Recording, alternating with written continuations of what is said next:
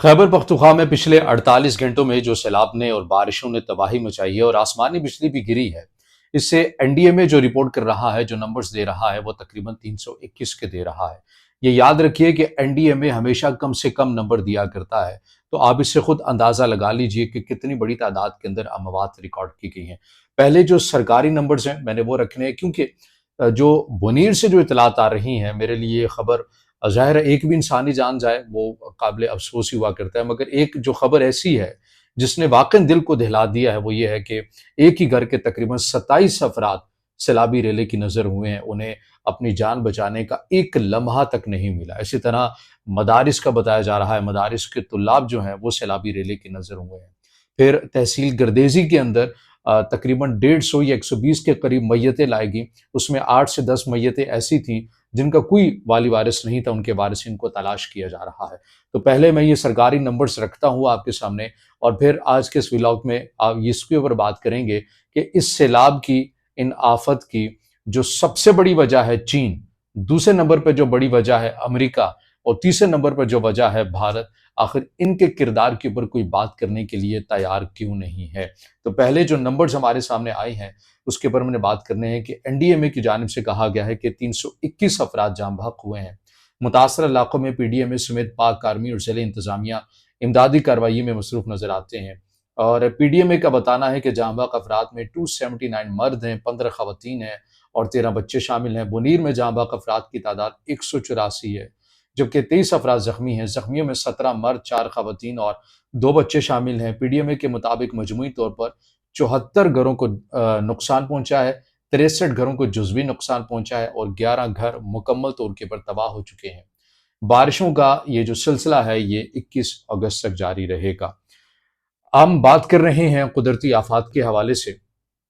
तो इसमें देखिए कि पहली बात यह है, पहले यहाँ से आगाज़ कर लेते हैं। मैं ये नहीं कहता कि बतौर फ़र्द मेरी ज़िम्मेदारी नहीं है, या बतौर समाज हम सब की ज़िम्मेदारी नहीं है, या बतौर रियासत हमारी हुकूमती हमारे इदारों की ज़िम्मेदारी नहीं थी। लेकिन सबसे बड़े जो बड़े मरकज़ी किरदार हैं, जिसका आलमी ख़बरों के अंदर ज़िक्र किया जा रहा है, अगर हम उनके ऊपर बात नहीं करेंगे तो बात फिर पूरी नहीं होगी।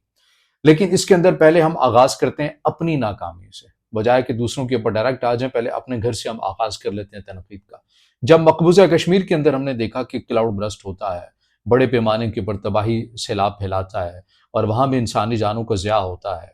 और उसके बाद भी मुझे नहीं मालूम है, अगर आपको मालूम है तो आप ज़रूर कमेंट में बताइएगा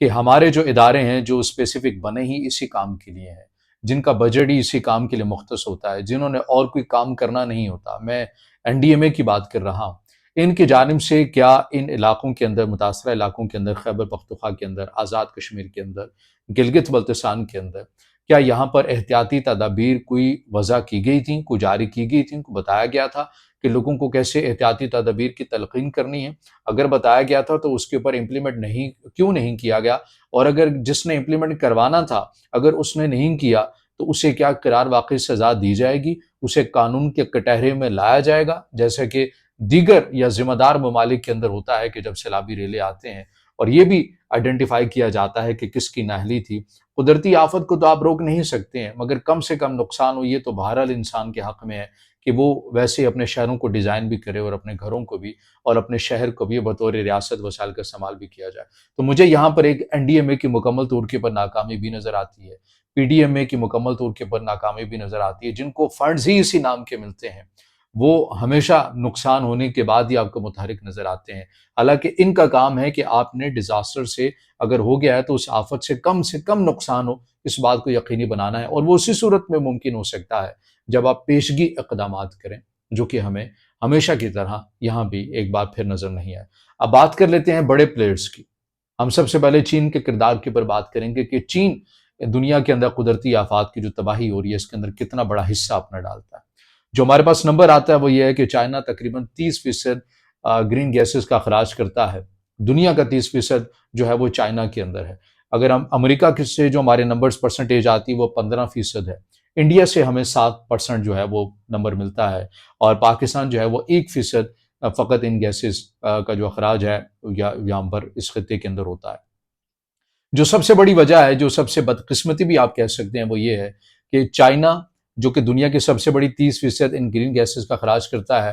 وہ پاکستان کے بالکل ساتھ ہے، پاکستان کا پڑوسی ہے۔ بھارت جو تیسرے نمبر پر کرتا ہے 7%، وہ بھی پاکستان کا پڑوسی ہے۔ اور ظاہر ہے یہ پھر اثرات جو ہیں وہ آتے ہیں، اور پاکستان جو 1% استعمال کرتا ہے، یا اس سے بھی آپ کم شاید کہہ لیں، اس کے باوجود جو سب سے زیادہ نقصان اٹھاتا ہے وہ پاکستان اٹھاتا ہے ان قدرتی آفات کا۔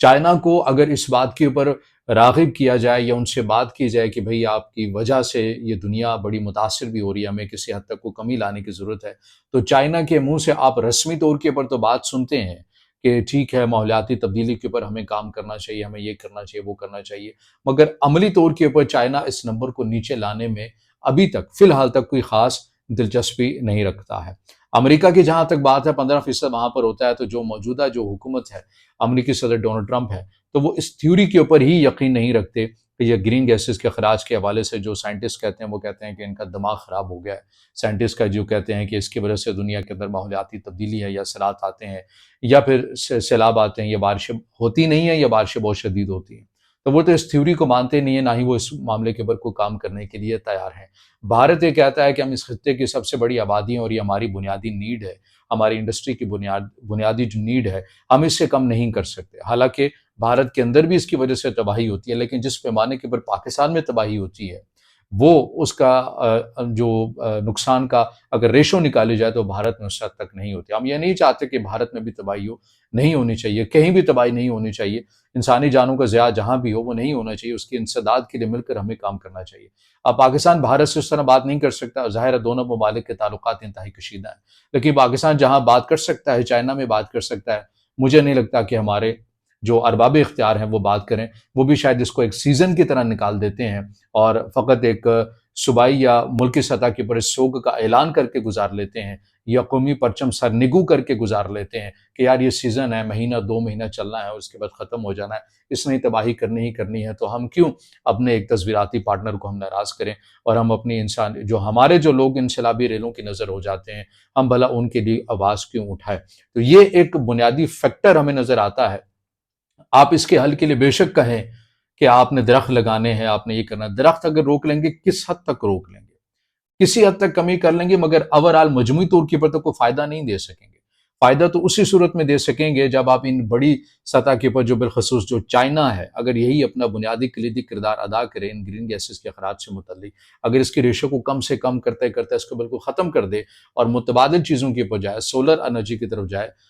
ونڈ ٹیکنالوجی کی طرف جائے، یا دیگر جو اٹامک ہے، جوہری توانائی، ان سے فائدہ اٹھایا جائے، تو پھر آپ کو بڑی حد تک ان چیزوں کے اندر کمی نظر آتی ہے۔ مگر ابھی تک نہیں لگتا، فی الحال تک نہیں لگتا کہ چائنا بھی اس معاملے کے اوپر کوئی سنجیدگی سے کوئی کام کرنے کے لیے آپ کو آمادہ نظر آتا ہے۔ امریکہ کا مسئلہ آپ کو بتا دیا ہے، بھارت کا مسئلہ بتا دیا کہ بھارت یہ کہتا ہے کہ ہم تو آلریڈی اتنا کم استعمال کر رہے ہیں، اس سے کم تو ہم نہیں کر سکتے۔ تو اس کے جو اثرات ہیں وہ پاکستان بھگت رہا ہے۔ پاکستان کی جو حکومتیں ہیں، کوئی ویژن آپ کو نظر نہیں آتا۔ ہاں، اس میں ایک بات ضرور ہے کہ پاکستان تحریک انصاف کی حکومت نے اس کے اوپر بات بہت زیادہ کی ہے۔ یہ ایک علیحدہ بات ہے کہ کام کم ہوا ہے، باتیں بہت زیادہ ہوئی ہیں، لیکن چلیے اس اہم اور حساس گفتگو کو موضوع تو بنایا گیا، کم از کم یہ تو کریڈٹ بنتا ہے، لیکن اس کو آگے لے کر چلنا چاہیے تھا، لیکن بدقسمتی سے لے کر نہیں چلا گیا، اور جو اپنے حصے کا کام ہے ہم وہ بھی نہیں کرنے کے لیے تیار۔ بطور انفرادی طور کے اوپر ہم نے وہ زمینیں لے لینی ہے جو پانی کی گزرگاہ ہے، ہم نے وہاں پر ہوٹل بنا لینے ہیں، انتظامیہ اس کی منظوری دے دیتے ہیں، ہم نے پلاسٹک کا بے دریغ استعمال کرنا ہے، ہم نے درختوں کی کٹائی کرنی ہے اپنے چھوٹے چھوٹے ذاتی مفاد کے لیے، تو پھر آج دیکھیے کہ اس طرح کی جو قدرتی آفات ہیں وہ پھر آتی رہیں گی، پھر انہیں کوئی روک نہیں سکتا اگر ہم نے انفرادی طور کے اوپر، سماجی طور کے اوپر، ملکی سطح کے اوپر اور ایک عالمی سطح کے اوپر اگر کردار کو نہیں ہم نے رجسٹرڈ کیا یا کردار ادا نہیں کیا، تو پھر ان آفات کو چاہے وہ واشنگٹن میں آئے، چاہے وہ امریکہ کی کسی ریاست میں آئے، چاہے وہ پاکستان میں آئے، چاہے وہ مقبوضہ کشمیر میں آئے، چاہے وہ چین کی کسی صوبے کے اندر آ جائیں، پھر آپ ان چیزوں کو کسی بھی صورت جو ہے وہ نہیں روک سکتے۔ جب آپ قدرت کے قانون کو توڑیں گے تو قدرت واقعاً پھر اپنی جگہ خود بنانا بھی جانتی ہے، اور پھر اس کا جو نقصان ہے وہ بھی آج ہمارے سامنے ہے، جو ان نمبرز کی صورت میں ہمارے سامنے آ رہا ہے۔ اور یہی وہ وجہ ہے کہ نیو یارک ٹائمز سے لے کر ڈان کی نیوز پیپر تک آج اگر کوئی سب سے بڑی خبر ہے تو وہ پاکستان کے اندر اس پھیلاتے ہوئے سیلاب کی تباہ کاریوں کے اوپر ہی خبر ہے۔ دعا سارے یہی کر رہے تھے کہ برسات کا موسم جا رہا ہے، اور شکر ہے کہ اس بار کوئی بڑا کچھ نہیں ہوا، کچھ سانحہ نہیں ہوا، لیکن جاتے جاتے یہ موسم بھی اپنا ایک مہلک وار کر گیا ہے۔ تو یہ اب تک کی ویڈیو ہے جو آپ کے سامنے رکھی ہے، وجوہات رکھی ہیں، کیا ہو سکتا ہے وہ رکھی ہیں۔ اگر آپ سمجھتے ہیں کہ ویڈیو معلوماتی ہے، پھر اسے ضرور لائک بھی کیجئے گا، دوستوں تک ضرور اس کو شیئر کیجئے گا تاکہ پیغام اور آگاہی بھی جا سکے، اور اس سے جڑی کوئی کمنٹس میں آپ کی رائے ہے، سوال ہے، تجزیہ ہے، تو آپ نے وہ بھی ضرور دینا ہے، اور چینل کو سبسکرائب بھی